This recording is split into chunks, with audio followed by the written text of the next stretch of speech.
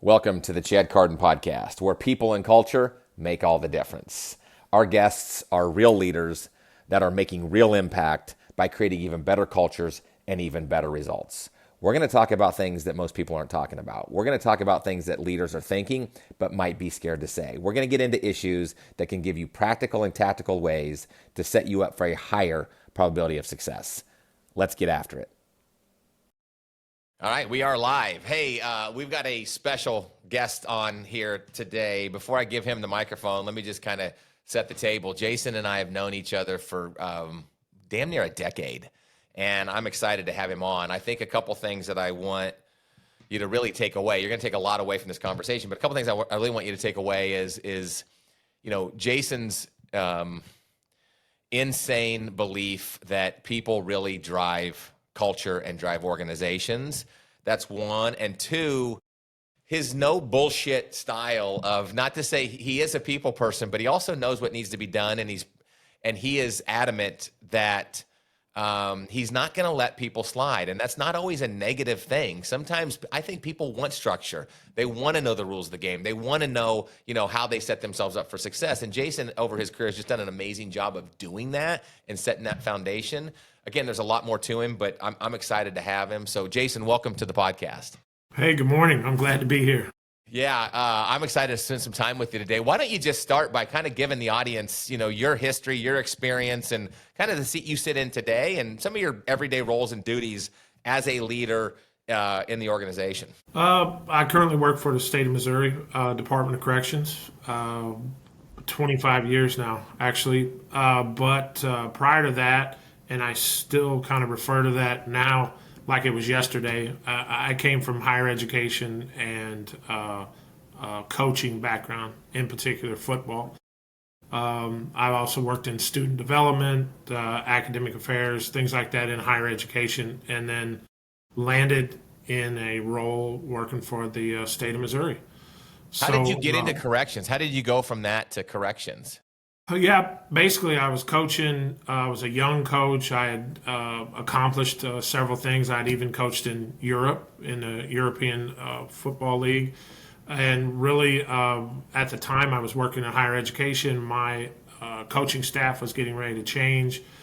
I knew I was too young to get a head coaching job. I was looking for more administrative experience.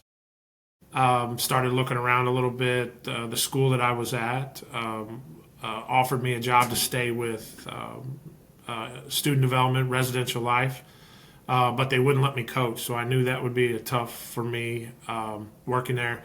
Ended up finding a job at a community college near St. Louis, St. Charles Community College, that had a program running educational services and vocational services inside a prison. So really I was looking to become a head coach, a president of a university. I was looking for any kind of experience as a young professional to do that.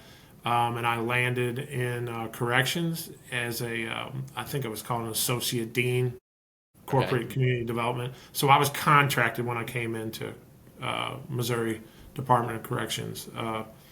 And then from there, I just, opportunities kept coming along and I kept taking them. And here I am 25 years later, public servant and loving every minute of it.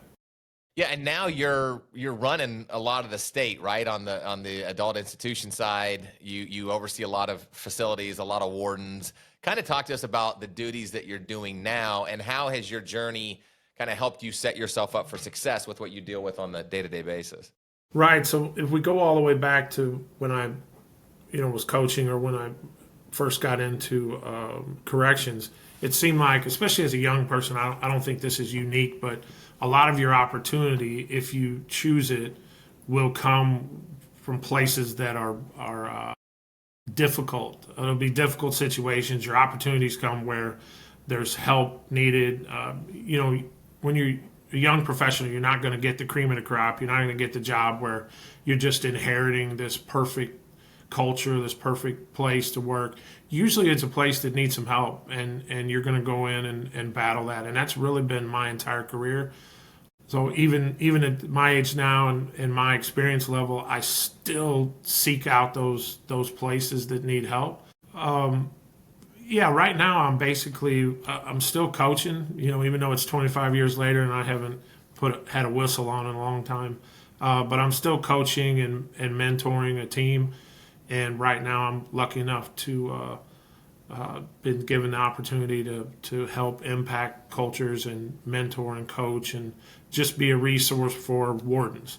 So uh, I used to have nine institutions, but we've split that up a little bit better according to populations, and we have three deputy division directors is what my title is now, and I have five rather large institutions that I cover. So lots of new things for the department. We don't work remote, but we are off site. Traditionally we're a centralized command structure with a central office in Missouri in our capital, Jefferson City. But the zones are divided up to where I can actually live in the eastern side of the state and be within 2 hours or less of any of my institutions should they need me on site. Yeah, when you and I met, I think we had an immediate connection because of our belief that, if we can, departments improve when people improve, and people improve when leaders improve, right? And so Yes. how do you set up leaders for the highest probability of success? You were a warden at that time when we first met, and you took some of the things that we were doing and trying to make impact and change on a macro level. You immediately took to that and really began to implement. I wouldn't say outside. It's not that you went rogue, but you saw the value and you were able to implement or go implement back at your facility. What but you were already doing this, right? I mean, you had that belief. So it wasn't like I brought something new or we brought something new. We maybe a different angle, maybe a different take, maybe different ways to approach it. What did you appreciate about how what we brought to the table just enhanced what it is you were trying to accomplish? And then how did you leverage it when you really made the impact and the change at your facility? So the biggest thing was coming from sports. You and I connected because a lot of what you teach and expose people to is rooted in sports psychology. What I grew up with and what I felt like was sports psychology and how you build teams and recognize people's roles and role clarity and doing your job. And so, when you and I met, you didn't know this, but I had 16 years of fighting against a structure, paramilitary type of structure, a structure that was very siloed. And I fought and kicked and screamed for 16 years to do it a different way.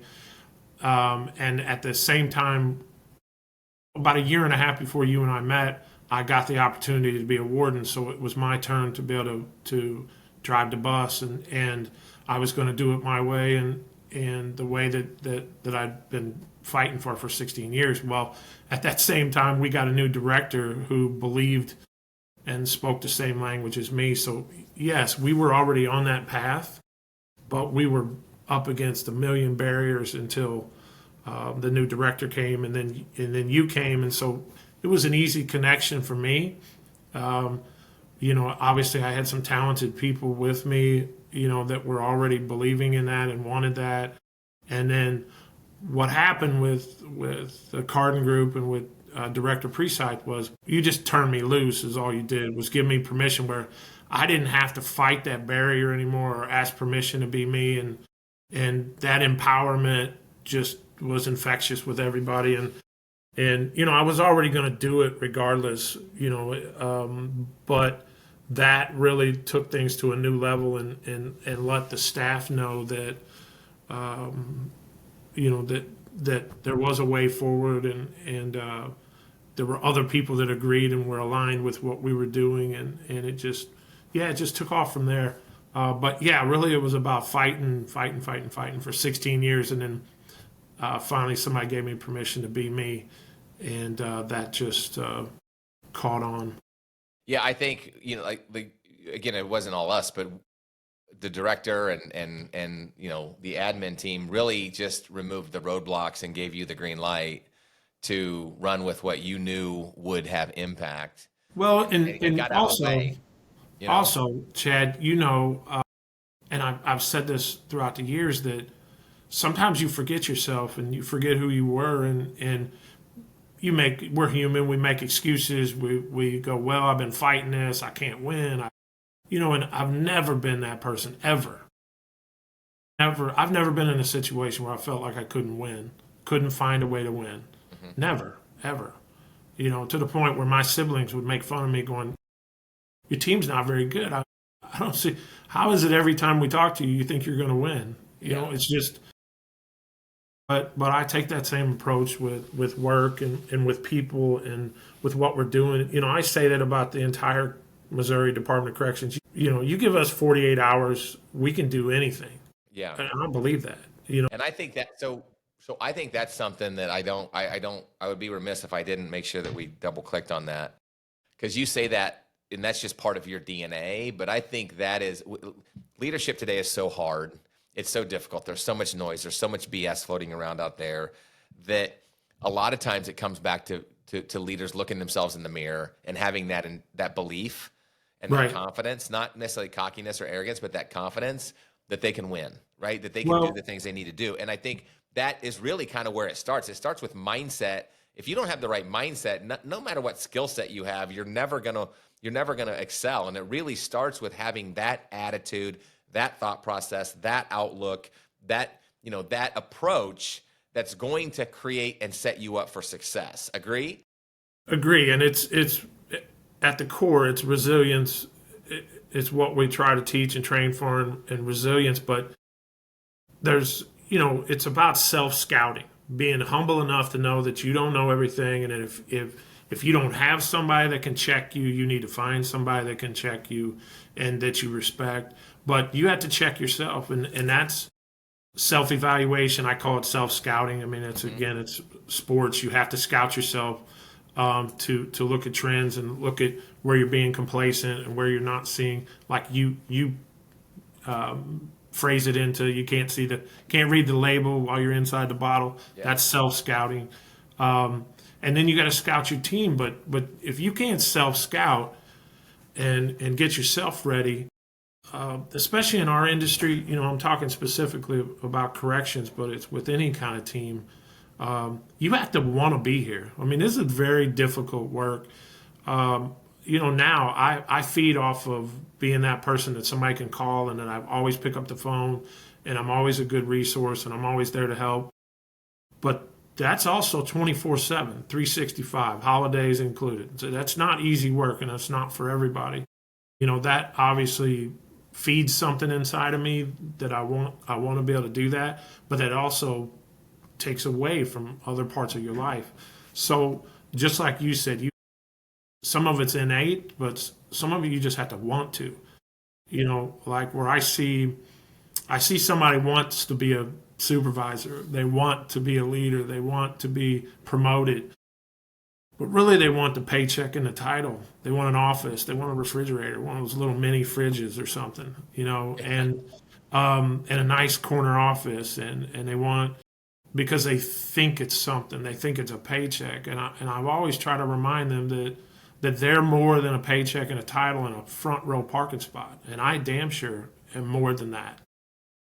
And you owe it to the people, and especially in our business, that if you're not dedicated in that direction, people are going to see right through it. You're not authentic, and ultimately you get the job that you wanted, but now you got to take care of your people.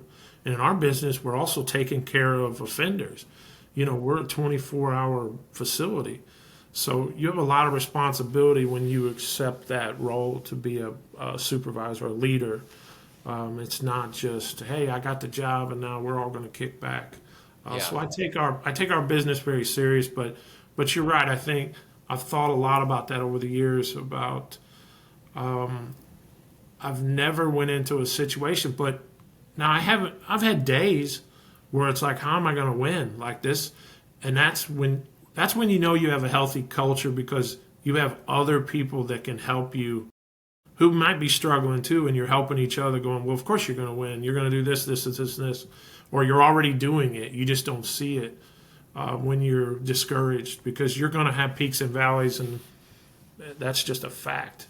Yeah, so there's a lot there that I want to Yeah. uncover, and I know we have a short amount of time. Let me go back, because I think you said something again that I think is a lost art and science all wrapped up into one. You call it self-scouting, I call it self-auditing. I don't think people do that enough, right? I don't think we look in the mirror enough and go, what? I think we are always looking to blame or to create excuses, or this is why we can't do this. I think a lot of times and I always say this, and I raise my hand, I mean, a lot of my wounds are self-inflicted. A lot of the things that the headwinds in my career and the things that I'm doing, it's me. And so just getting rid of those blind spots, right? Just understanding them and being honest with yourself, I think just allows you to show up better. And I think if more people would just self-audit or self-scout, it's amazing. I think they're scared to. I think people are really scared to really look inside sometimes because it's our own deficiencies, and we don't want to feel shitty for ourselves. But I think it's so powerful. So I can give you some really good, quick examples about how deep people are in that, how rooted, especially in an environment like ours. I had the opportunity as a warden when other places were struggling. The director sent me to those places. Maybe a warden retired, maybe a warden was removed.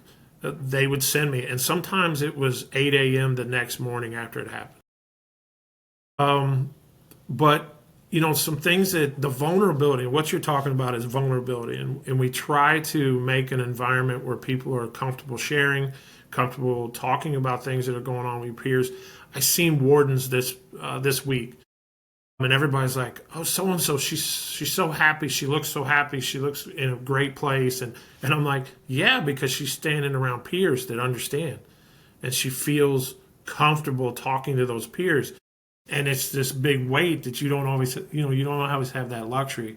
And that's where your business, where you self-evaluate, but you also have peers that keep you in check, and professionals that are like, "Hey, you're not doing this correct, or maybe we're slipping up, or maybe we forgot." And something, I've always been able to do that. We're always our hardest critic. We're not fooling ourselves. We're self-evaluating all the time. That doesn't mean we admit it to somebody else, to a peer. So I would walk into meetings with captains at other facilities and tell them, "Hey, we've got to meet with these sergeants, and we've got to talk to this, and you've got to give them examples, because this is what I do. I come in and go, here's how I screwed this up 10 years ago or 2 years ago." And tell these sergeants the mistakes that they're making and how you connect with them and how you've made the same mistakes, and here's how we get past it, and here's how you learn, and here's the training you need to go to, and you need to come to me. And they looked at me like I was nuts. They looked at me, and what it was it was so ingrained in them about this command structure that their title made them perfect. Their uniform and their title was supposed to somehow make them perfect, to where everybody in the room was supposed to respect that enough to think that they've never made a mistake in their career. Yeah. And that is a bad place to be when you're trying to mentor and teach people. But it's the reality. So you have to break down and become vulnerable. And it really starts with you. If you can walk in the room as a director and be vulnerable, everybody should take a deep breath and be able to go, "Well, shoot, Jason's telling me about the times he screwed up. And we already knew it." I mean, like, who's fooling? Luckily, with tenure, they already know what you know and what you don't know, and when you screwed up. I mean, they knew you. Yeah, I think so. That's a big thing to try to break down, that vulnerability in a safe space where you can learn and grow and talk and share. I think you're right, but it's so powerful when, and again, you're this type of leader too, where I always say, listen, I'm comfortable enough to tell you half the time, I don't know what the hell I'm doing. Right. I'm just trying to figure it out. I'm confident enough to tell you we'll figure it out, right? And I think that vulnerability and allowing people to realize that I'm just talking human to human here. I'm not more mighty than thou. We've all made our mistakes. I think that, and I think leaders are scared to death to be exposed like that because they feel like they won't be followed. I think it's actually endearing. I think people actually, it creates attraction. Absolutely. It's absolutely the glue that holds everything together. It's absolutely what turns people who are on the fence, people who are great talent, but they're not motivated, people who don't trust. The only way you build trust and rapport is to be authentic. Right. And for somebody to walk into a room, especially with a bunch of people that you've worked with for years, or people that are experts in their field, they're experts, and you walk into a room and pretend that you never made a mistake, or that you know what they know, or know more than what they know. I mean, you're immediately, you've got a long road to go to try to Yeah. rebuild those conversations and those relationships. I mean, that's the best thing you can do. And I mean, sports. I'd like to say that I was that way my whole life, or that, I was born that way. My parents instilled that in me. But really, sports. You go back to sports of being the most humbling thing. You get beat up, you get knocked down, you get up, you win, you lose. All those things happen, and that's still what we kind of started this conversation with, about resilience. And I'm not worried about being vulnerable and talking about the mistakes I made, because I also know who I am and my accomplishments, and that I'm more than a title and a parking spot. And if you're worried about a title and a parking spot, you're going to be caught up in not being vulnerable, and never really truly connecting with people. All you're doing is commanding people. Okay, here's another. Again, this is, it's so powerful. And again, I think this is not a negative, but you say these things unconsciously because it's just who you are. But a lot of people don't show up this way. Like you said it, you're comfortable in your own skin. You have internal confidence in who you are. That's why externally you don't have to play a game. You don't have to be somebody you're not. I think people who try to portray that they know it all, that they have it all, that they're sophisticated at all, I think really inside it shows, a lack of self-confidence. It shows that. And it's such a blind spot that people don't realize, that Right. they overplay their hand sometimes, but it really just exposes them at the end of the day. Okay. Yes. And the last thing I'll say is that I think when people can show up authentically, I think that's the key word. It alleviates some of the BS that's in the room, right? It just kind of okay, we can all be real here because Jason's being real. Let me switch Well, gears. yeah, and I'll say this too, that you're not lost. I mean, if you're sitting here listening, going, "I'm a young professional," or "I'm a tenured professional that thinks that I do this, that I'm not vulnerable enough," it's not lost. There's techniques, but you need to find yourself somebody who will call you out on it. And you need to get in the room, because you're losing the point if you think that, there's plenty of memes, there's plenty of phrases, there's plenty about being the smartest person in the room and how Yeah. that works out for you. But at its core, we're all in it together, and especially in the business that I'm in, we're all like family, and families love each other, but we don't always like each other, and we don't always approve of what we're doing, and we probably talk about each other more than we should. But that's what families do. But at the end of the day, we all know each other. You know each other, and you know what you're about. So that's really, it's been an important part of what I do, or who I am. Yeah. That I'm usually the first person in the room to go, "Yeah, I screwed this up," or "Hey, this is what happened, years ago," or "Let's not make the same mistake," or "Hey, we're right in the middle of something, and I forgot, and I'm glad so and so told me.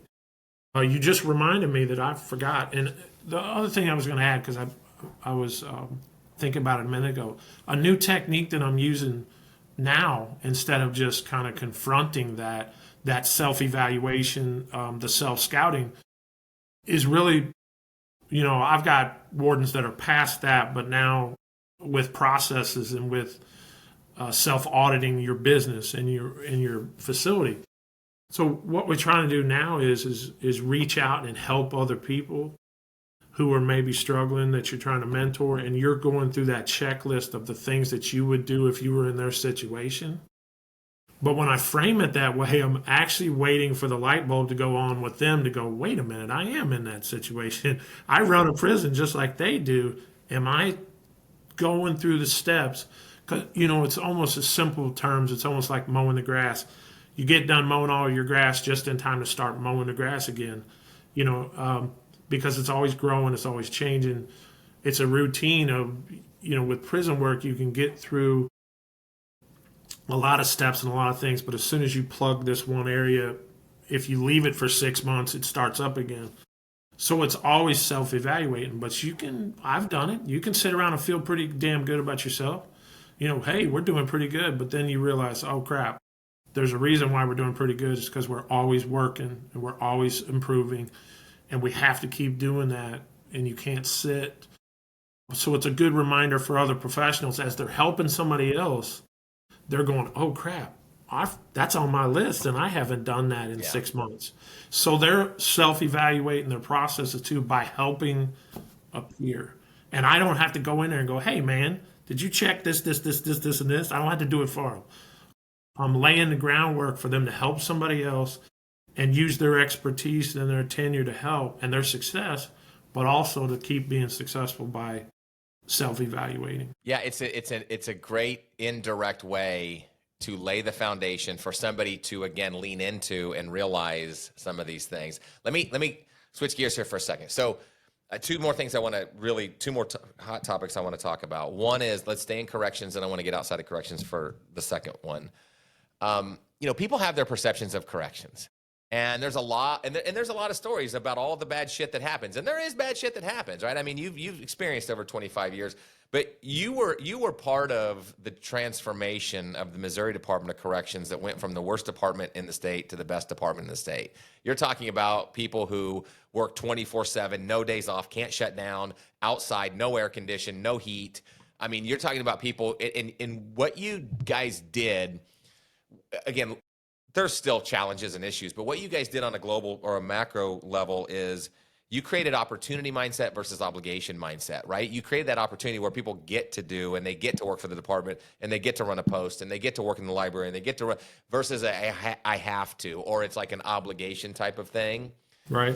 And there was a lot that went into that, and it's still a work in progress. But what would you say? Because again, nothing's easy.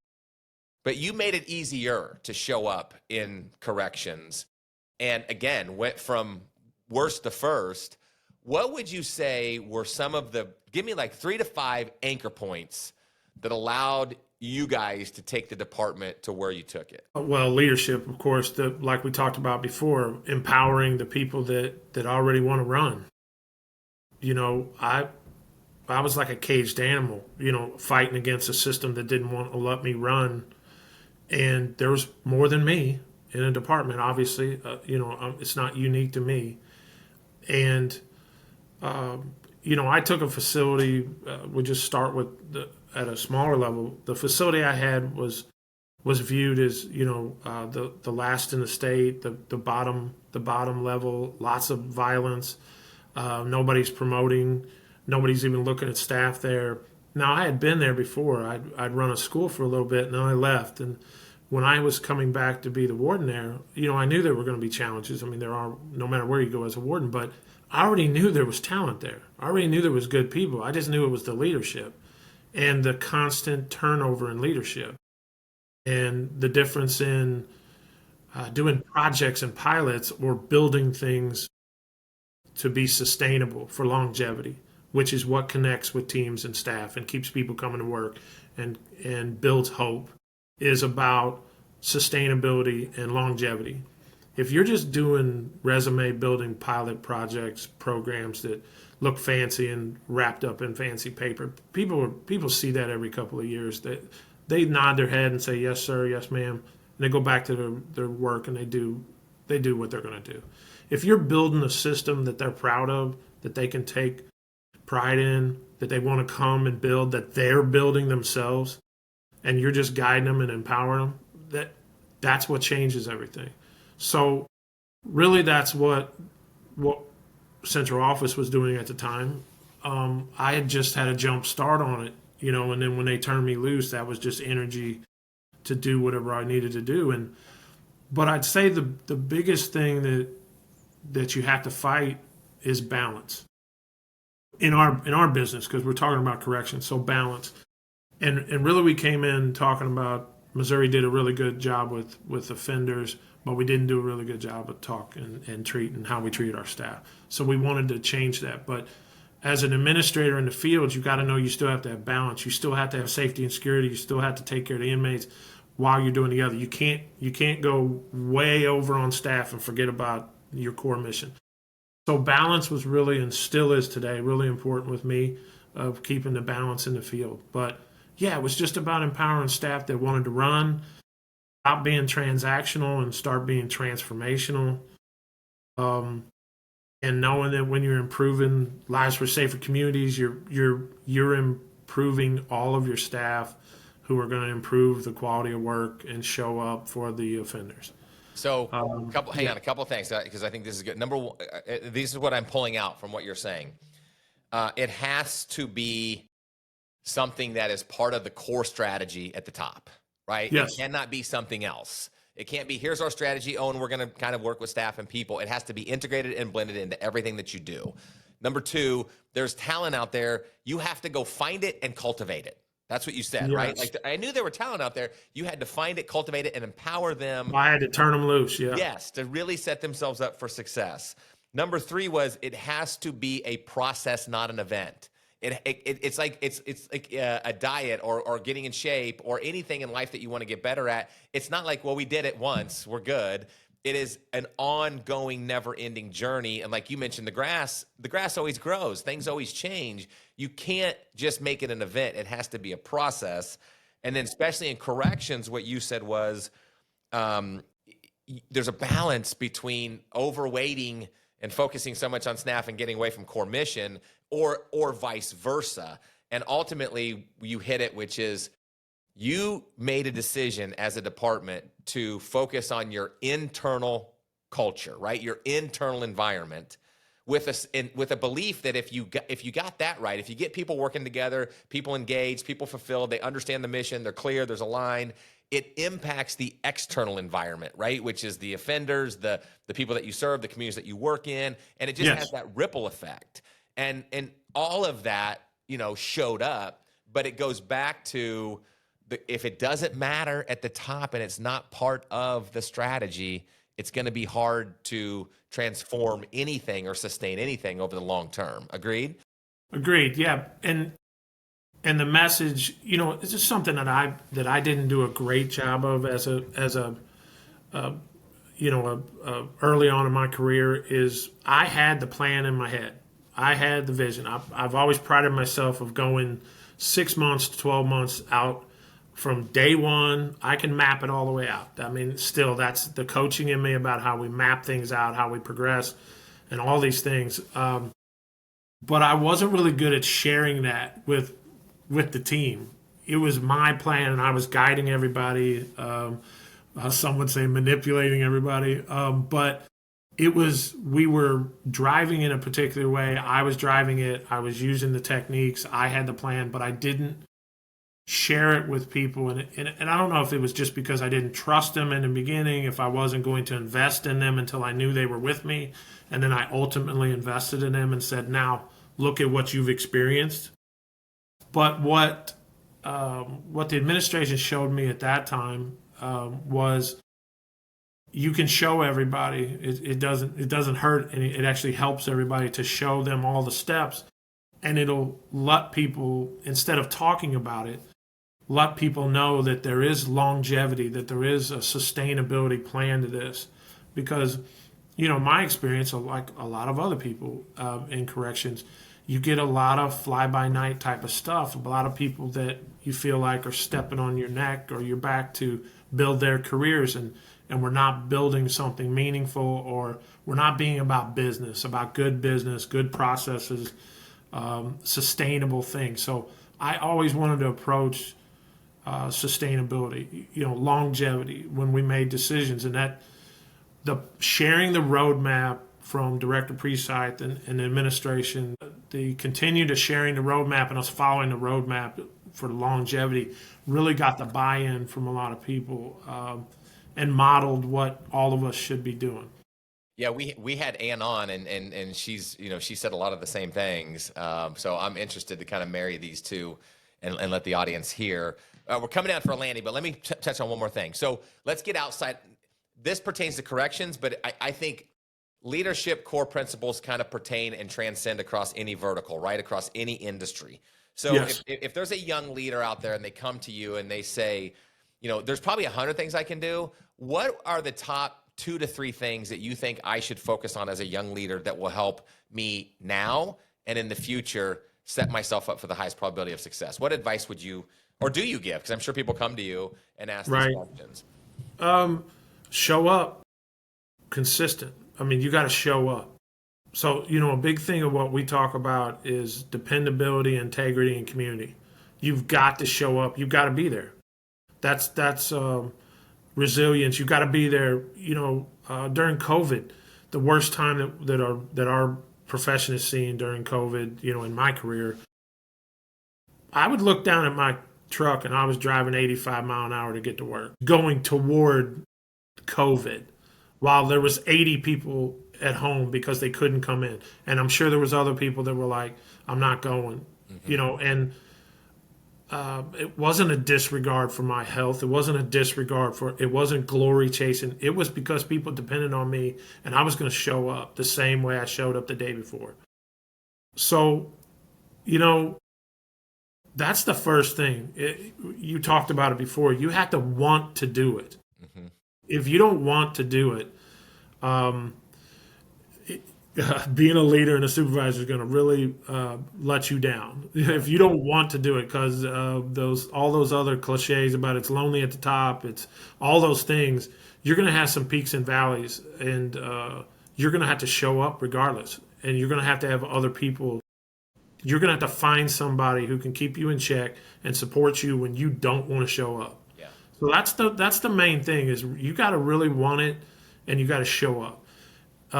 The other thing is, and I still say this with my tenured wardens, don't you ever, ever, ever be a barrier, ever. And I get really hot under the collar if anybody even whispers that I'm a barrier, because I am not. Now, am I strong? Am I opinionated? Do I make decisions? Do I stand on my decisions? Yes. Will I ever be a barrier so bad that I keep resources from my team? Never. You got to check your ego. You got to look at the big picture, because part of the community is nobody's bigger than the teams. You can't ever, ever, ever be a barrier, and that's really showing up is probably got to be number one, because you can't do nothing if you don't show up. Barrier might be 1A, 1.1, because don't ever be a barrier. You're just not being flexible enough for your team to be successful, and you're cutting out resources or opportunities for your team to be successful. It's just that's just ego. And then the third thing that I would say is you got to do the right thing. Integrity is everything. No matter what business you're in, you got to do the right thing, because everybody's watching you as you come up. We make mistakes.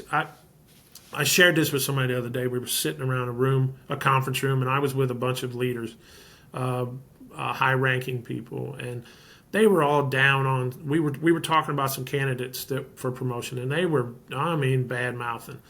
And I finally said, because luckily for me, I had tenure, so I knew every one of them. I knew every one of their career tracks. I finally just stopped and said, "Yeah, because you all are so damn perfect. You never made a mistake in your whole career. Nobody ever helped you. Nobody ever picked you up. Nobody." And I could just go around the room one by one. "Yeah, remember when you were this? Who helped you?" And they would kind of laugh at me and lower their head a little bit, but laugh. But then they got it. It's like, look, people are humans. We make mistakes, and we learn and we grow, and we shouldn't be punished for those mistakes. But integrity, there's some mistakes and some things that can't be fixed. You have to have a higher integrity when you're in the workplace, and how you treat people and how you operate, and people need to trust that. So, yeah, basically, dependability, integrity, community. Those are the three things I would tell a new supervisor, somebody wanting to move up the ranks. Peaks. Be ready for the peaks and valleys and the roller coaster, because it's real. Yeah.